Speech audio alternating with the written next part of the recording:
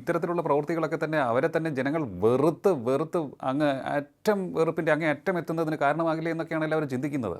ചോദിക്കുന്നത്. അത് മാത്രമല്ല, ഞാൻ പറയും, എനിക്ക് വളരെ വിഷമം തോന്നിയൊരു കാര്യം, ഈ ഞാൻ സാധാരണ മെട്രോയ്ക്കാണ് ആലുവയിൽ നിന്ന് എറണാകുളത്തേക്ക് വരിക. ഞാൻ മെട്രോയിൽ കയറാൻ നിൽക്കുമ്പോൾ ആലുവ UC കോളേജിൽ ഒരു അധ്യാപകനും അദ്ദേഹത്തിൻ്റെ സഹധർമ്മിണിയും ഇതിൽ കയറുന്നു. മെട്രോയിൽ തിരക്കൊന്നുമില്ല. ഞാൻ ചോദിച്ചു, മാഷെ എങ്ങനെയൊക്കെയാണ് പൊതുപണിയോടൊക്കെ ആയിട്ട്? പുള്ളി പറഞ്ഞു, ഇന്ന് ഡയാലിസിസ് ഉണ്ട് LIC ആശുപത്രി, അതിന് പോവുകയാണ്. അപ്പോൾ ഡയാലിസിസിന് പോകുന്ന ആളുകൾ വരെ ബുദ്ധിമുട്ടാണ്. അദ്ദേഹത്തിന് വീടിരിക്കുന്ന സ്ഥലത്ത് നിന്ന് മെട്രോ വരെ എത്താനുള്ള ബുദ്ധിമുട്ട്. മെട്രോ ഇറങ്ങിക്കഴിഞ്ഞാൽ ഇറങ്ങുന്ന സ്ഥലത്ത് നിന്ന് LIC ആശുപത്രിയിലേക്ക് നടന്നു പോകണം. അപ്പോൾ ഇതാണ് മനുഷ്യൻ്റെ അവസ്ഥ. ഈ ആളുകൾക്കൊക്കെ വലിയ നിർവൃതി ഉണ്ടാവില്ലേ തൊഴിലാളികളുടെ ആവശ്യത്തോട്? അവരൊക്കെ എന്താണ് സഹാനുഭൂതി പ്രകടിപ്പിക്കുമ്പോൾ വരുന്ന തിരഞ്ഞെടുപ്പിൽ അരിവാൾ ചുറ്റിക നക്ഷത്രം നോക്കി വോട്ട് ചെയ്യുകയും ചെയ്യുന്നത് തോന്നുന്നുണ്ടോ? എനിക്ക് തോന്നുന്നില്ല. അപ്പം ഇങ്ങനെ ജനങ്ങളെ ബുദ്ധിമുട്ടിക്കുന്നതുകൊണ്ട് ഈ തൊഴിൽ സംഘടനകൾക്ക് എന്ത് പുണ്യമാണ് കിട്ടാൻ പോകുന്നത്? അവരുടെ പുറകിലുള്ള പാർട്ടികൾക്ക് എന്ത് മേന്മയാണ് കിട്ടാൻ പോകുന്നത്? ഇത് വേറൊരു കാര്യം കൂടി ശ്രദ്ധിക്കണം. INTUCയും ഉണ്ടായിരുന്നു, HMSഉം ഉണ്ടായിരുന്നു.